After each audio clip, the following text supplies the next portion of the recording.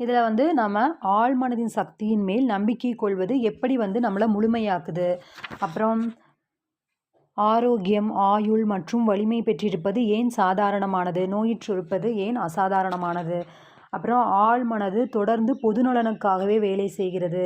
இந்த மாதிரியான விஷயங்களை எல்லாம் வந்து நம்ம இந்த சாப்டரில் பார்க்க போகிறோம். ஓகே ஃப்ரெண்ட்ஸ், இப்போ பார்க்கலாம். ஆழ்மனது வாழ்வை நோக்கி போகிறது. உங்கள் மனநலம் 90%க்கும் மேலாக உங்கள் ஆழ்மனதில் உள்ளது. எனவே இந்த அற்புத சக்தியை உபயோகிக்க தவறும் ஆண்களும் பெண்களும் குறுகிய வரம்பிற்குள் வாழ்கிறார்கள்.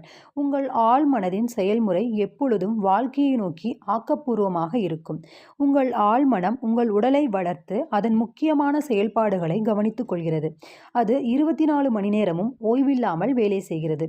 அது எப்பொழுதுமே உங்களுக்கு உதவி